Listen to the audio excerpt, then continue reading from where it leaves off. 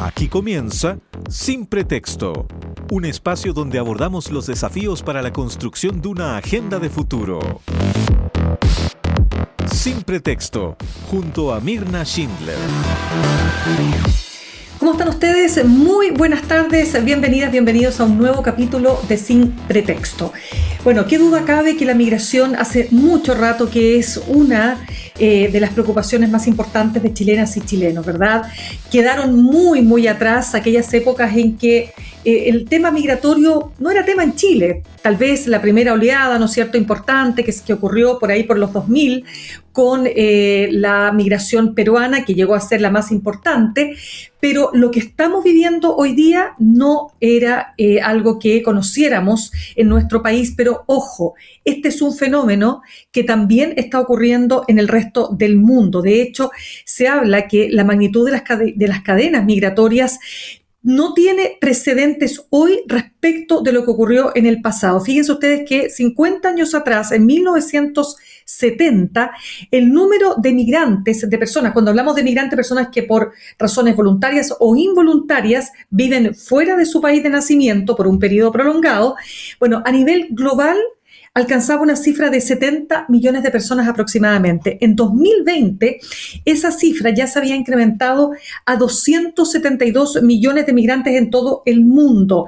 Y se habla que en un plazo, y en un estudio además que se hizo en 160 países por parte de la Organización Internacional para la Migración, se señala que el potencial migratorio global alcanza los 710 millones de personas.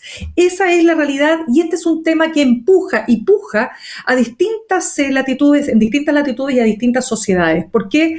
Porque obviamente que trae consigo una serie de elementos asociados. En Chile se ha hecho una muy interesante investigación por parte del Centro de Estudios Públicos que quiere abordar este tema y traerlo a cifras muy concretas, pero además usando, ya lo vamos a estar conversando con quien lideró esta investigación, un método muy particular.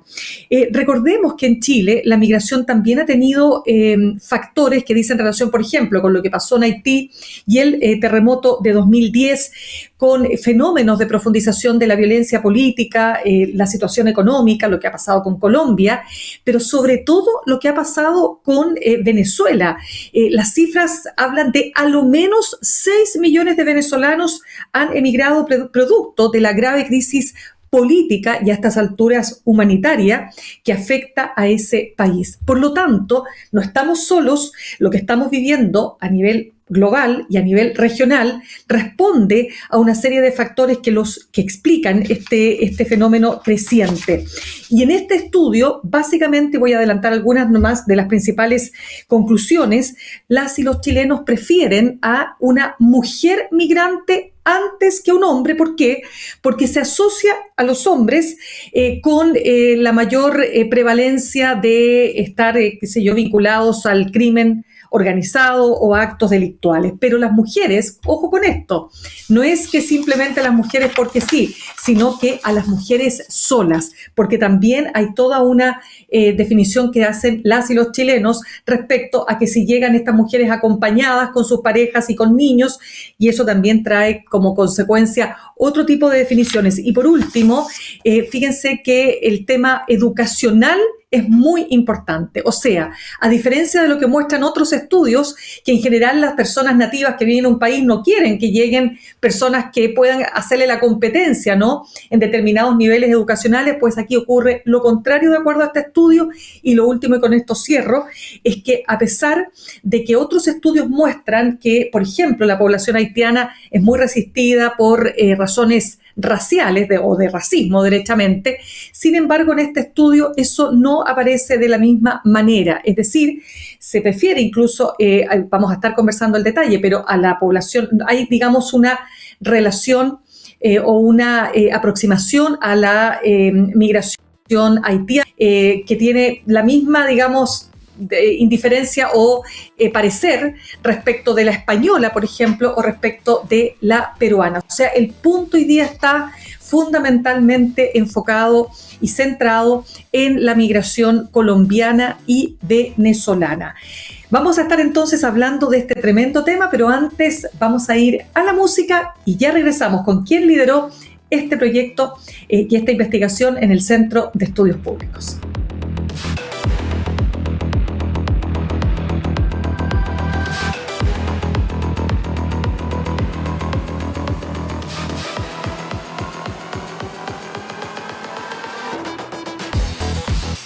Bien, ya estamos de regreso. A ver, algunos datos adicionales a lo que ya les comentaba, ¿no? La población extranjera que reside en Chile ha aumentado con el paso de los años, particularmente se produjo un aumento muy importante.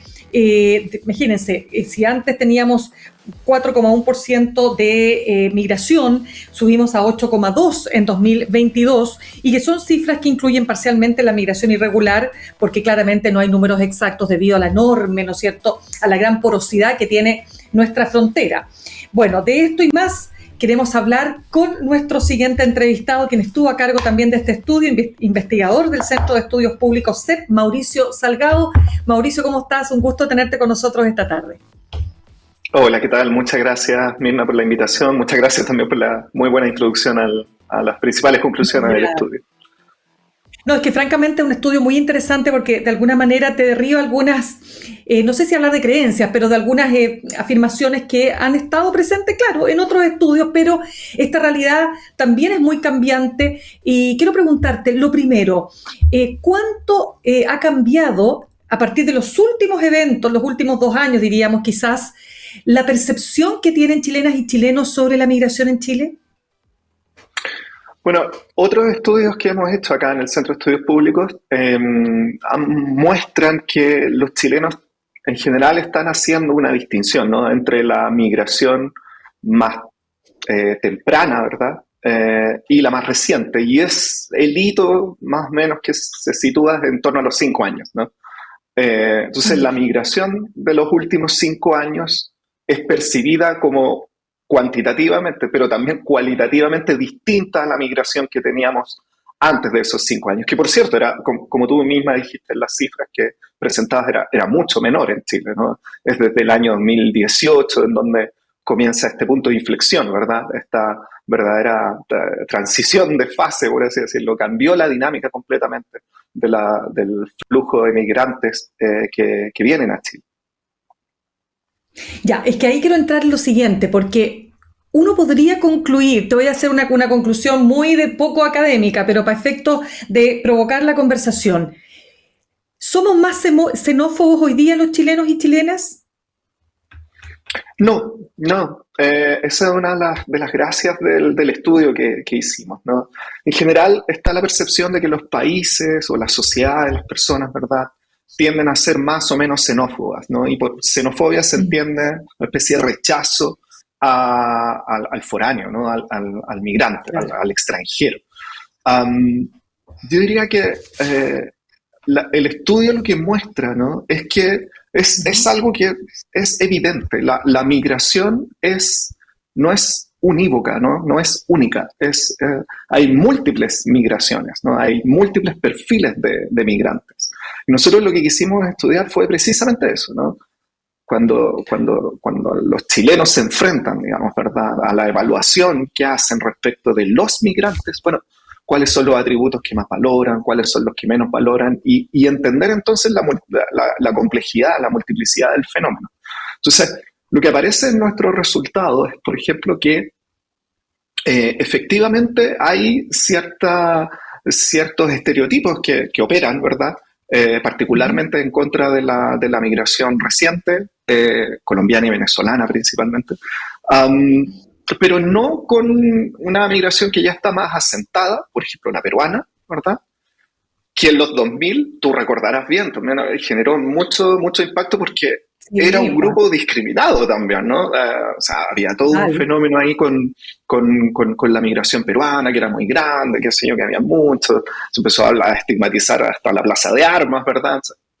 Es decir, en ese entonces, hace 20 años, digamos, ¿no?, el flujo migratorio, que es mucho menor al actual, pero era importante para los estándares de la época, hacía de alguna manera, generaba fricciones con la población peruana. Hoy en día, en 2024, en este estudio, mostramos que la población peruana está absolutamente integrada, ¿no? De hecho, también en indagatorias cualitativas aparece como que los chilenos valoran la similitud que tendríamos con los peruanos, ¿no? O sea, compartimos más o menos las mismas prácticas, las mismas culturas, y sin embargo, ¿no? La migración del Caribe, así es caracterizada en general, es distinta, ¿no? Son más extrovertidos, qué sé yo, lo que genera tanto situaciones positivas como negativas, ¿no? Positivas, en que son mucho más divertidos, son afables, son más, también tienen un mejor manejo del lenguaje, por ejemplo,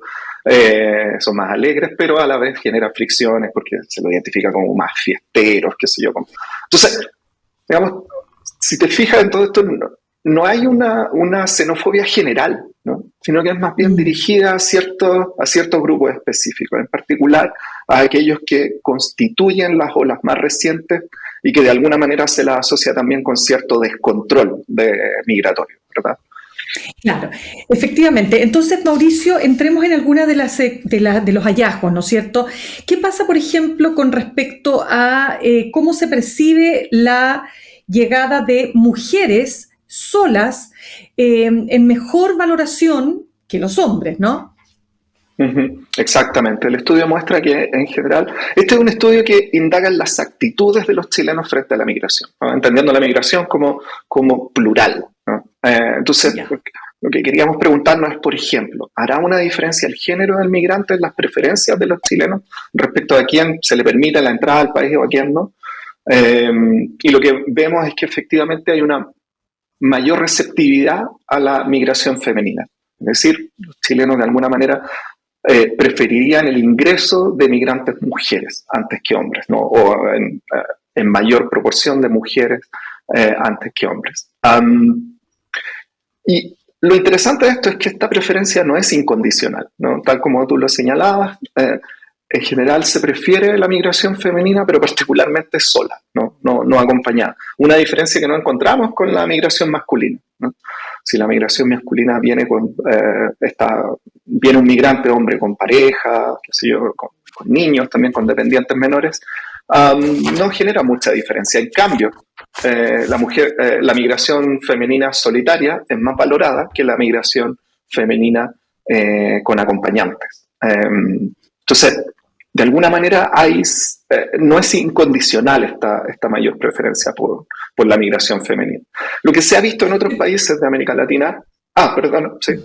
Sí, es que quiero solamente antes que entremos a esos países de América Latina, Mauricio, básicamente preguntarte si esta asociación o sea, más bien una asociación que ustedes se pueden observar aquí entre hombre, o más bien hombre asociado a migrante peligroso, pero ese hombre asociado a migrante peligroso es fundamentalmente aquel que proviene de Colombia y de Venezuela. ¿Eso se pudo despejar así? No, la verdad no. Lo que nosotros... esta es más bien una hipótesis, ¿no? que aparece a partir de los resultados del estudio. Nosotros por ejemplo, entre los atributos que indagamos en los migrantes, nosotros les presentamos perfiles de migrantes a los encuestados. No aparecía si tenía, por ejemplo, algún vínculo con el delito, ¿no? Antecedentes, qué sé yo, de haber incumplido la ley, etc. Lo que sí vemos es que en otros países de América Latina, al igual que en Chile, hay una preferencia por la migración femenina en general, ¿no? Es más valorada. Y lo que han establecido otros estudios en América Latina es que en general eso se debe por la asociación que hay de la migración con los hombres, y en particular la asociación que hay entre delincuencia, migración y hombres, ¿no? De hecho, esto es muy interesante porque en general cuando uno habla de mi población migrante, en general el estereotipo es el migrante hombre, ¿no? No aparece de inmediato como la migración femenina.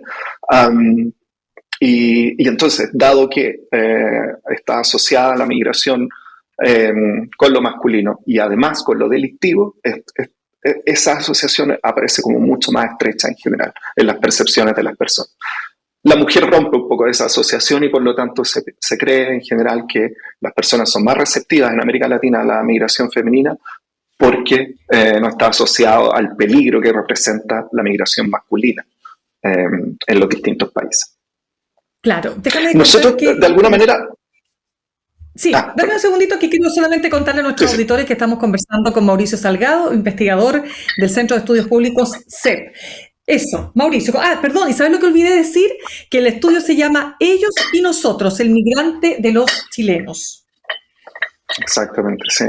No, lo que te quería acotar solamente es que además nosotros identificamos qué tipo de chilenos, por así decirlo, prefiero o no migración femenina o migración de algunas nacionalidades. Nosotros controlamos o estudiamos el impacto que tienen 5 nacionalidades, ¿no? Los 4 grupos mayoritarios hoy en día en Chile, que es la población venezolana, colombiana, haitiana y peruana, y agregamos un 5.º grupo que es eran los de nacionalidad española, ¿no? Con el propósito, digamos, de comparar esta idea de que en Chile habría una preferencia por la migración europea, ¿no? Blanca, qué sé yo. Ese otro mito que despejamos y del que podemos hablar más adelante. Pero, eso, déjalo ahí, guardadito, porque lo quiero tocar también. Exacto, es súper interesante. Pero respecto de cuáles chilenos prefieren, por ejemplo, o no prefieren tanto a los migrantes venezolanos, colombianos, lo que vemos nosotros es que son aquellos chilenos, ¿verdad?, que en general declaran tener muy poca interacción con extranjeros, ¿no? Es decir, de alguna manera en ellos pesan mucho más los idearios respecto de la migración, porque no tienen contacto directo con ellos. Y también pesa mucho la evaluación que hacen de la migración reciente, ¿no? Entonces, aquellos chilenos que consideran que la migración reciente de los últimos 5 años es negativa, tienen una mala imagen de la migración reciente, los 2 grupos que menos prefieren esos chilenos son precisamente los colombianos y los venezolanos. Y ahí, Mauricio, cuéntame por qué una mujer, o sea, parece evidente la respuesta, pero igual te quiero hacer la pregunta, porque es parte de lo que ustedes analizan. Se prefieren a las mujeres, pero a las mujeres solas. Si la mujer viene acompañada con una pareja o viene con hijos, ¿cuál es ahí la percepción de las y los encuestados y de los chilenos y chilenas que ustedes consultaron respecto de esto? Perfecto, sí. Lo que creemos nosotros es que deben haber varias razones, ¿no? De nuevo, se plantean como hipótesis, siempre estos estudios abren más preguntas de las que uno busca resolver. Pero como hipótesis nosotros creemos que hay 2 fenómenos ahí. Uno es cierta preocupación, al parecer, que podría estar asociada con el uso de, por así decirlo, servicios sociales, ¿no? Mujeres que migran, digamos, con dependientes, probablemente esos dependientes menores, sobre todo, van a utilizar más los consultorios, las escuelas, etcétera, etcétera. Evidencia para eso es bien indirecta, porque en términos objetivos, lo que sabemos, también en análisis que hemos hecho acá en el CEP, es que la población migrante en general usa menos que los chilenos, ¿verdad?, los servicios sociales, ¿no?, de la red de bienestar que tenemos en Chile, particularmente de salud. Y también el mismo estudio muestra que esta no es una preocupación tan generalizada, pero quizás algo de eso hay. Quizás el motivo principal puede ser la inserción laboral, ¿no? Que la creencia es mujeres solas van a tener una más fácil inserción laboral en Chile que mujeres acompañadas, ¿no? Y eso parece tener más sentido con lo que también muestran otras investigaciones en América Latina también, ¿no? El hecho de que, por ejemplo, en Chile hasta hace muy poco, la migración femenina, en particular la peruana, estaba muy asociada al servicio doméstico, ¿no?, a las labores de servicio doméstico. Claro. Muchas de ellas puertas adentro. Esto ha cambiado en los últimos años, pero probablemente este estereotipo todavía tiene cierta, ¿verdad?, inercia, ¿no?, y opera ahí. Entonces, mujeres solas, más fácil inserción laboral, particularmente en estas áreas del servicio doméstico. Entonces, probablemente eso también esté operando en la mejor evaluación o la mejor receptividad que tendrían en promedio los chilenos respecto a la migración femenina, particularmente aquella que es solitaria. Claro, y lo otro, Mauricio, que es bien interesante, porque acá generalmente lo que uno observa a nivel global o en todos los estudios muestran que los migrantes, ¿no es cierto? O básicamente los nativos, más bien, ¿qué es lo que resienten también en otro análisis? También resienten que les vengan a quitar el trabajo, por ejemplo, aquellos que llegan con mayor preparación, con mayor capacitación, mayor educación, y sin embargo, ustedes muestran ahí un resultado distinto. A ver, cuéntame por qué, o sea, qué es o cuál es el resultado y por qué, dirías tú, se expresa de esta manera en Chile. Ese fue otro de los atributos que nosotros estudiamos, ¿no? Que era el nivel de escolaridad del migrante, ¿no? Ya hemos hablado de dos, el género y la nacionalidad, pero también evaluamos el impacto que tenían los distintos niveles educacionales de los migrantes. Y lo que aparece es muy interesante, ¿no? En general hay una menor receptividad transversal, ¿no? Es muy fuerte eso, asociada a la migración de baja cualificación, ¿no? Entonces, migrantes, por ejemplo, que no han terminado la educación básica, son mucho menos preferidos, ¿verdad?, que aquellos migrantes que han alcanzado niveles de escolaridad superiores, en particular aquellos que cuentan con un título universitario. Nosotros lo que vemos es que la migración altamente calificada es mucho más preferida en Chile. De nuevo, ¿no? Nosotros ahí entramos al ámbito de las hipótesis nuevamente. Creemos que hay varias. Probablemente el título universitario puede ser una señal para los encuestados de que esa persona de alguna manera viene a trabajar, ¿verdad?, y no a cometer delitos, ¿no? O sea, el título universitario es probablemente una señal de mayor rectitud normativa, si uno lo quiere, ¿no? Que es coincidente un poco con los estereotipos que existen en Chile respecto de la educación universitaria. Eso puede estar jugando por un lado. Pero por el otro, y algo muy interesante. Sí, lo que pasa es que te quería solamente aportar, es que justamente, digamos, añado a lo que había dicho anteriormente, en todos los países, sobre todo desarrollados, europeos, en fin, claro, el migrante llega a hacer el trabajo que los nativos no quieren hacer, ¿no es cierto? Ese trabajo Exacto. Que tiene que ver con tareas de aseo, tareas duras, pesadas, ¿no es cierto? Pero acá se está asociando, que es interesante porque tiene que ver con el fenómeno que vemos todos los días, ¿no? Inflado o expresado en datos duros, ¿no? Respecto de, lamentablemente, una cierta migración que efectivamente viene a delinquir, pues no viene a trabajar y no viene a aportar al país. Claro, exactamente. Yo diría que, de nuevo, ¿no? Esa asociación entre delincuencia y migración es bien transversal en los países, ¿no? En general tiende a asociarse muy fácilmente.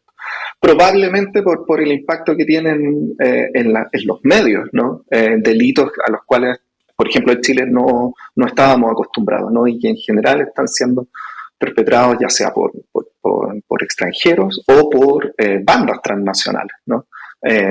Como los gallegos, qué sé yo, todo lo que hemos sabido y su vínculo con el Tren de Aragua en Venezuela, ¿no? Entonces, todos estos idearios, ¿no? Que son muy comunes en los países, lamentablemente, estigmatizan a ciertos grupos de extranjeros, en este caso, al parecer, muy fuertemente a los venezolanos y los colombianos. Y respecto de las credenciales, entonces, al parecer eso podría ser interpretado como que se separa, ¿verdad?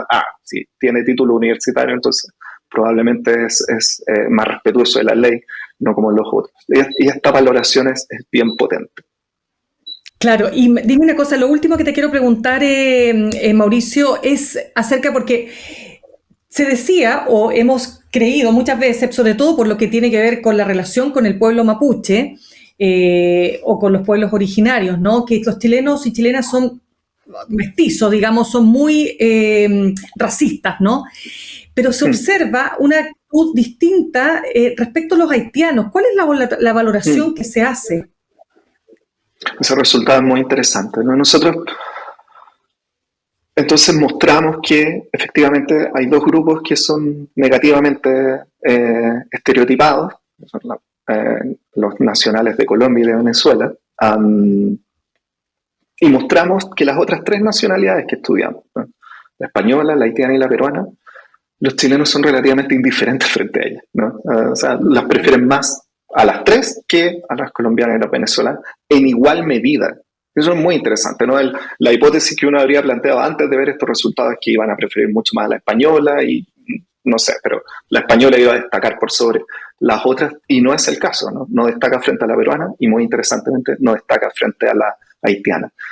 Yo diría que ahí también, ¿no? Juegan varias razones ahí.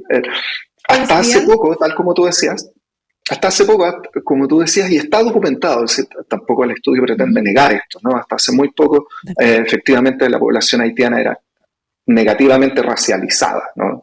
Es decir, es evidente que era población negra, digamos, pero además se le atribuían una serie de prácticas culturales, a veces incluso de civilidad, ¿verdad?, que eran muy negativamente evaluadas y tenían consecuencias negativas, ¿no? Ese proceso de estigmatización yo creo que fue real en su minuto. Pero en la actualidad, de nuevo, puesto que los fenómenos migratorios son dinámicos, las actitudes de los nativos también son dinámicas. Esa cuestión estaría cambiando, ¿no? De alguna manera.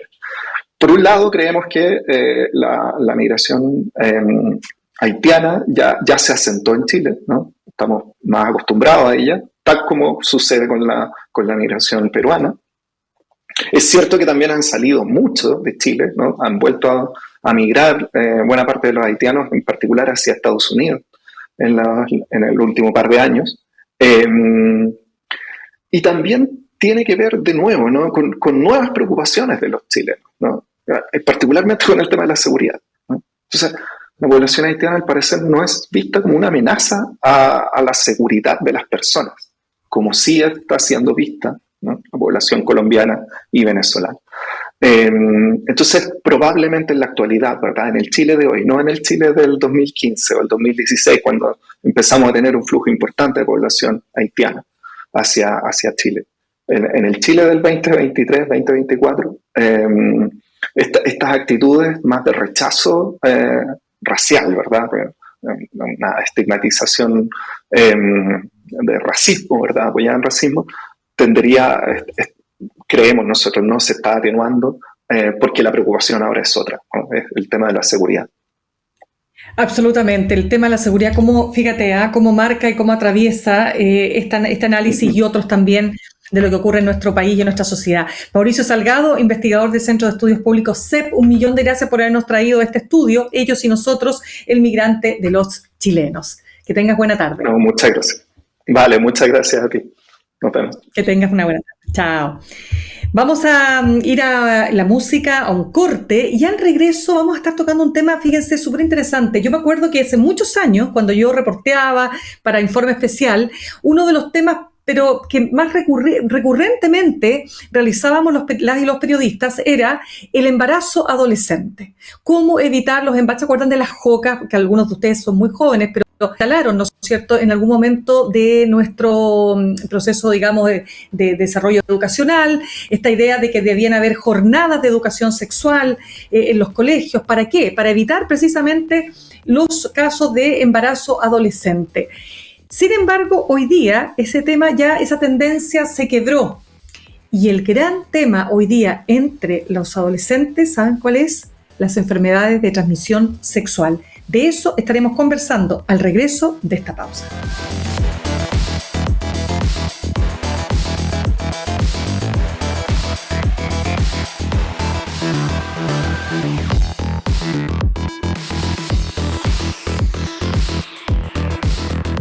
Bien, ya estamos de regreso. Les decía entonces que, fíjense que el embarazo adolescente en Chile, alcanzó la cifra más baja de su historia.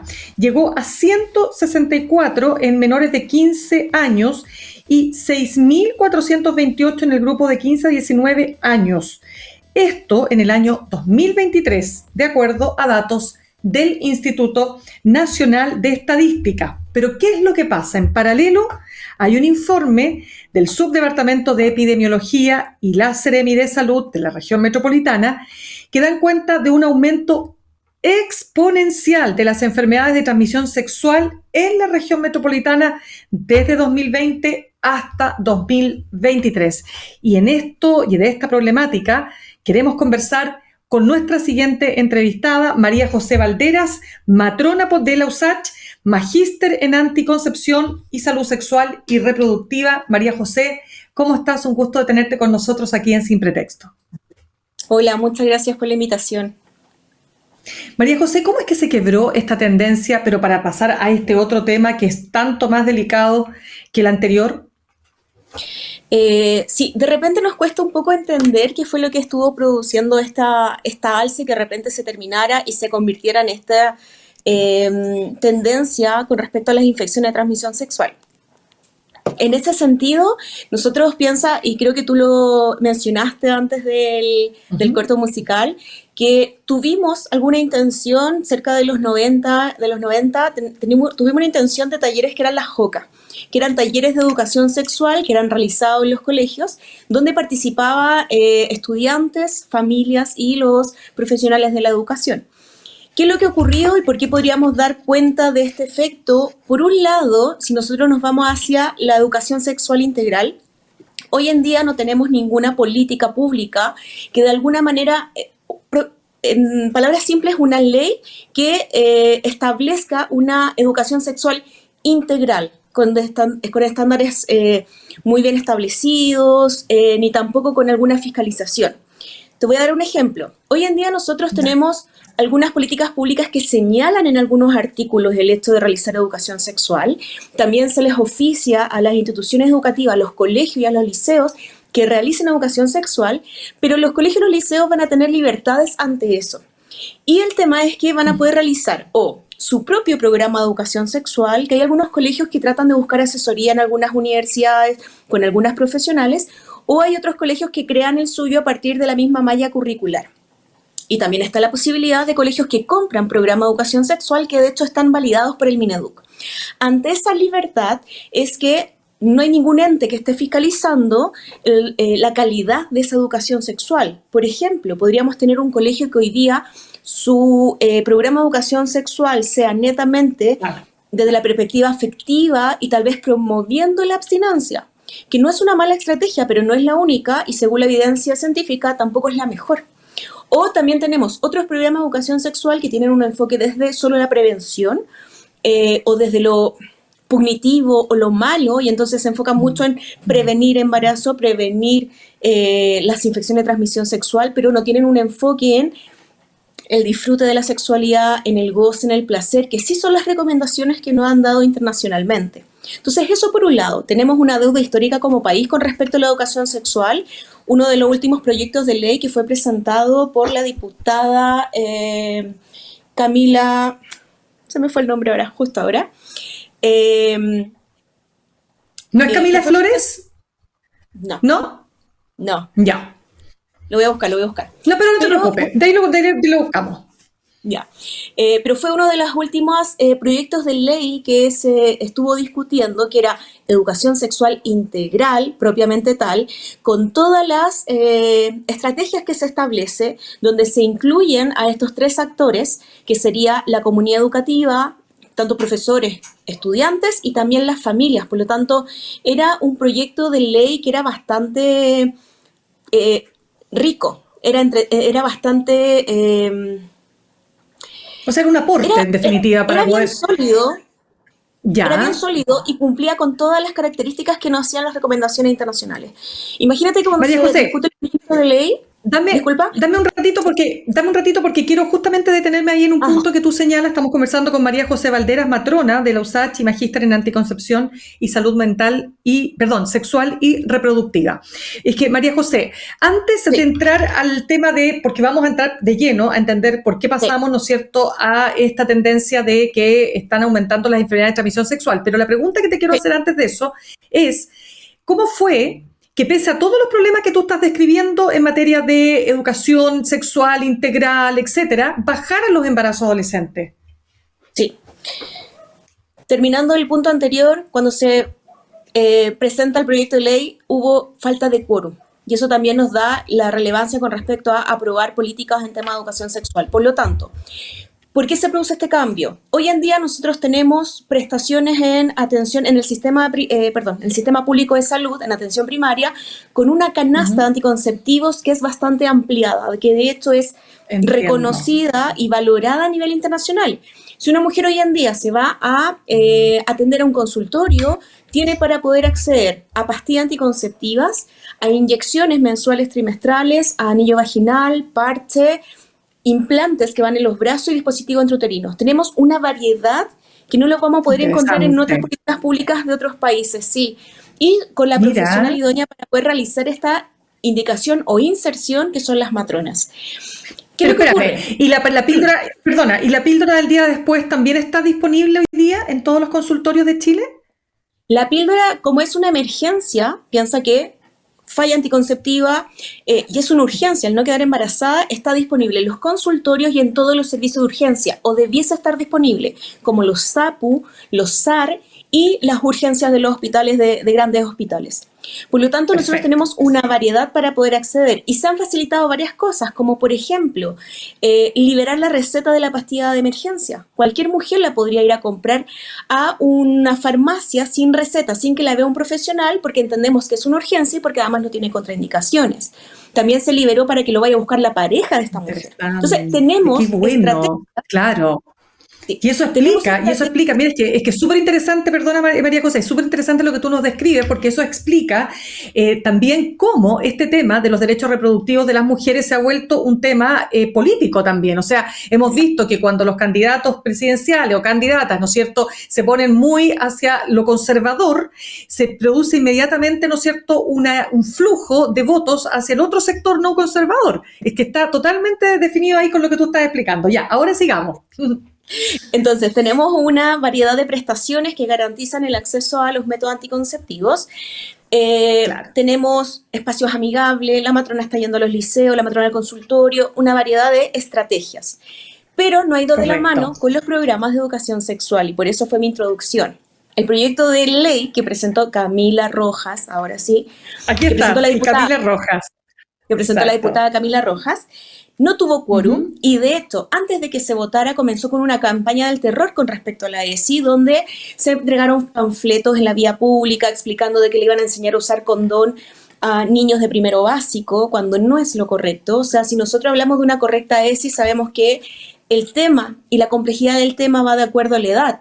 Por ejemplo, yo como académica, como docente de universidad, que voy con mis alumnas a realizar educación sexual, vamos a primero básico a realizar, pero talleres, por ejemplo, de nombrar bien las partes del cuerpo, de estrategias de prevención en abuso sexual, trabajamos con los padres, trabajamos con los cuerpo docente, por ejemplo.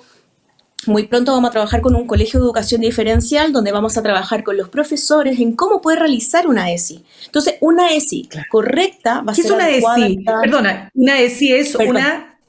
Educación sexual. Dale. Eso, muy bien, ¿no? Porque la gente no sabe, o sea, no es una palabra que esté tan, claro, no está tan asociada, digamos, al lenguaje cotidiano. Ya, entonces... Eso, ya. Y ahí tú dirías que lo que faltó, claro, nos preocupamos mucho de evitar el embarazo, hubo más conciencia, fantástico, porque de verdad, mira, perdóname que me detenga aquí María José, pero es que yo hice esto muchos años de mi vida, me tocó hacer reportajes, pero mira, en cantidad, cuando trabajaba en Programa Especial, y este tema era pero tremendo, o sea, como cabras que estaban súper apañadas, comillas, uno dice, ¿no? Por lo que se veía de información, de esto, del otro, igual terminaban finalmente quedando embarazadas, ¿te das cuenta? Entonces, había algo ahí que no se lograba romper. Yo te estoy hablando comienzo de los 2000, pero por eso me parece muy importante lo que tú señalas, María José. Continúa. Sí, bueno, ante estos mismos datos de la INE que tú me mencionabas, un cambio tremendo entre el 2015 al 2023 que tenemos hoy en día, la cifra ha disminuido notoriamente. También tenemos que considerar otras estrategias como lo ha sido la ley de 3 causales, que de hecho el 2023 tuvo un aumento de un 150% de interrupciones en menores de 14 años. Entonces, vamos a tener otras prestaciones que nos van a permitir que adolescentes, niñas y adolescentes puedan... de alguna manera dar una opción y también que puedan tomar una decisión con respecto al tema del embarazo adolescente. Tenemos hoy en día método anticonceptivo, tenemos la ley de 3 causales.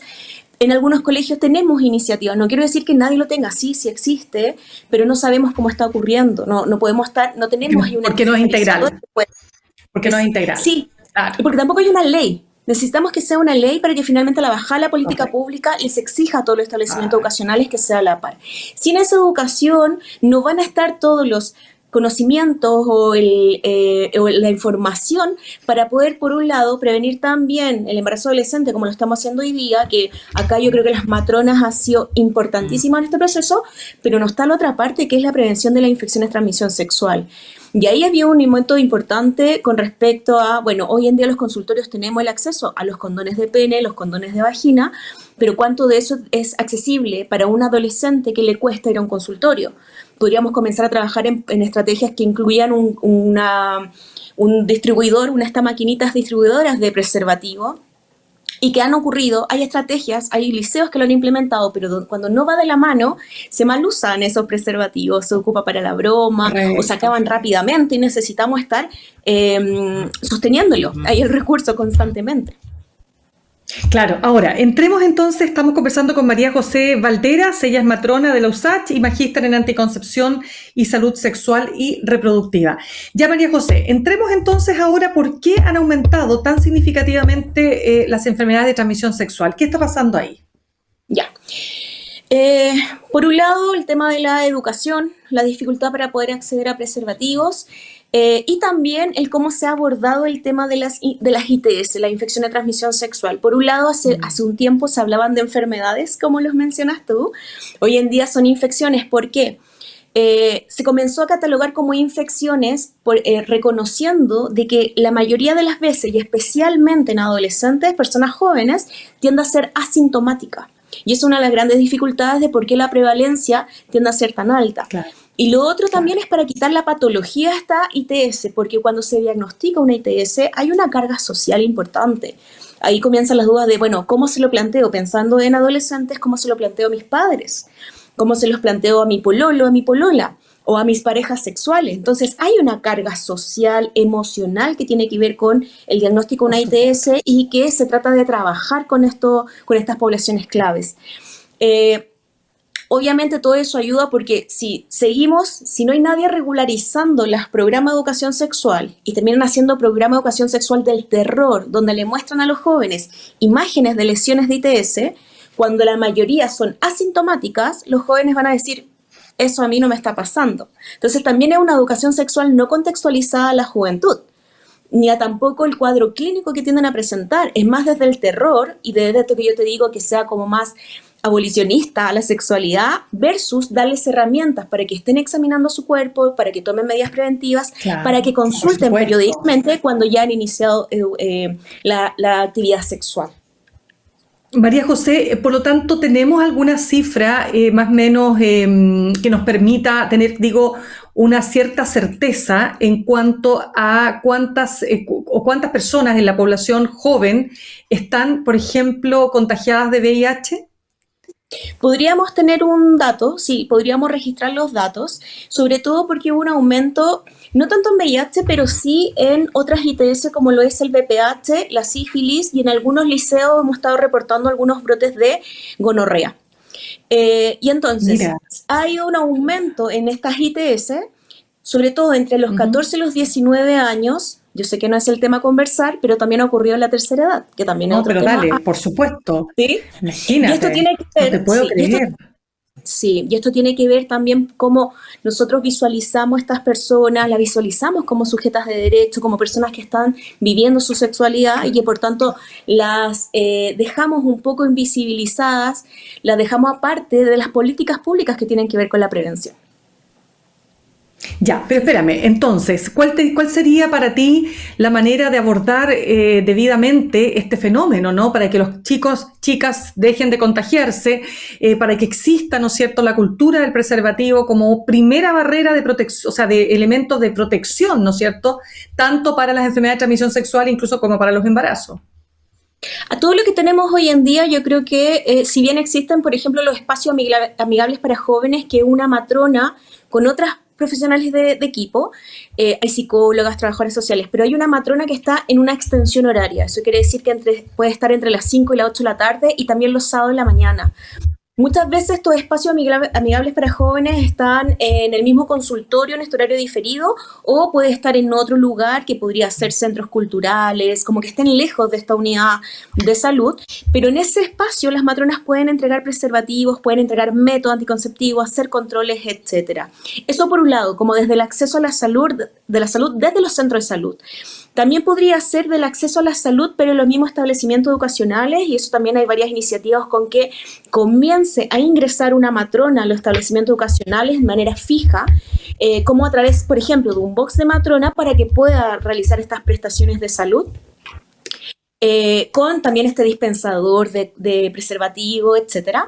Y lo otro sería la educación sexual, pero que también incluya a los padres. De hecho, si nosotros comenzamos a crear programas de educación sexual, la idea es que sea de la mirada más ecológica, que sería trabajar con todos los actores que quienes están participando, interviniendo en esta situación, y ahí lo puntual, por ejemplo, cuando nosotros hemos implementado, cuando estuve, por ejemplo, ahí en USACH, implementamos estrategias primero de trabajar mayoritariamente con los docentes, quienes están todos los días con los estudiantes, para dar respuesta, luego con las familias, y en menos instancias trabajamos con los adolescentes, porque si yo voy a hacer un programa de educación sexual, la idea es que hacerlo continuo en el tiempo.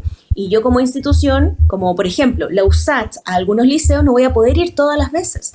Por lo tanto, yo lo que hago es intervenir y entregar herramientas a las otras personas que van a estar en contacto directo con estos estudiantes. Por lo tanto, aquí la clave van a ser los docentes y también van a ser las familias. Entonces, yo creo que esos 3 puntos: atención en salud desde los centros de salud, atención en salud dentro de su mismo establecimiento educacional, y por otro lado, perfecto, los programas de ESI. Claro, es que ¿sabes lo que pasa? Que justamente quería cerrar contigo para tocar el tema de lo que pasó con estas clases, ¿no es cierto?, de esta charla entregada a niños de quinto básico que recibieron esta charla que fue tan cuestionada sobre educación sexual. Bueno, ahora tenemos la información de que el juzgado ordena que la medida de protección para estos niños, ¿no es cierto?, se realiza a través de una intervención de reparación que será voluntaria en formato grupal con una duración de más de 5 sesiones. Estoy tratando de ver dónde había ocurrido esto porque no lo alcanzo a mirar en este minuto. Aquí en Arica, fue en Arica, exactamente. ¿Qué pasa con estos casos, para cerrar también? Porque generalmente cuando destallan estos casos se pone en cuestionamiento cualquier intervención finalmente en materia de educación sexual. ¿Cómo lo ves tú? Sí, yo creo que esto es un síntoma de no tener una ley de educación sexual integral. Eso es. Ahora, según si nos pasamos la noticia, fue un taller realizado en quinto básico. Las recomendaciones internacionales dicen que debemos comenzar a realizar estrategias desde el preescolar, y eso incluye desde el prekinder. Y dice que, el carácter de la charla era sobre higiene y autocuidado. No sabemos cómo se dio la charla, no lo sé.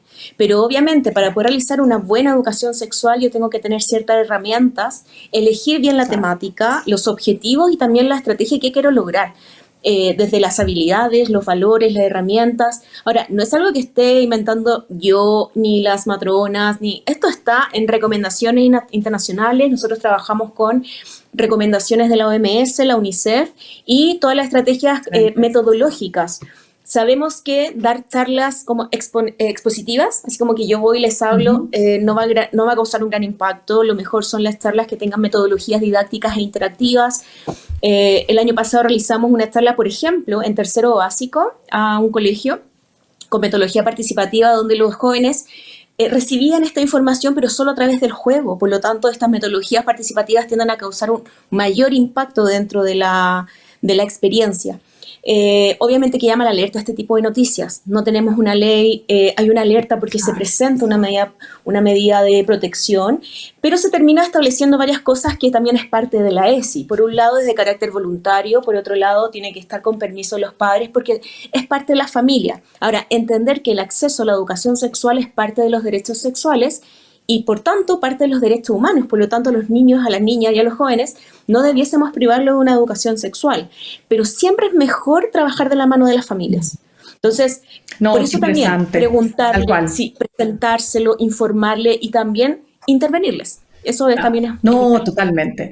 En el fondo, la pega hay que hacerla bien, y hacerla bien significa que tú tienes que contar, o sea, de todas maneras tener no sé si se habla de la aprobación, ¿no es cierto? La autorización, quiero decir, de los padres, madres para este tipo de, claro, que son temas súper delicados y además que, claro, en Chile tenemos, bueno, todavía hay mucho prejuicio, ¿no es cierto? Bueno, en fin, todo lo que hemos hablado contigo en este interesante conversatorio contigo. María José Valderas, matrona de la USACH, magíster en anticoncepción y salud sexual y reproductiva. 1.000.000 de gracias, sabes que ha sido súper interesante lo que nos ha aportado en este tema tan relevante para no solo las políticas públicas, también para las familias, ¿no? Que muchas veces no saben cómo abordar estos temas. Ya, pues, gracias por la invitación y encantada. Que estés muy bien. Adiós. Qué bueno. Muy bien. Ya, pues nos reencontramos en otro momento. Que estés muy bien. Chao. Ya cerramos nuestro programa de hoy. Las y los dejo invitados para que continúen en sintonía de Radio USACH, para los que nos están escuchando a esta hora en la 94.5 y para los que nos ven en YouTube, les cuento que mañana nos reencontramos. Vamos a estar en otros programas de Sin Pretexto, de lunes a viernes a las 6 de la tarde para tocar los temas que a ustedes les importan. Nos reencontramos en otro momento. Que estén muy bien.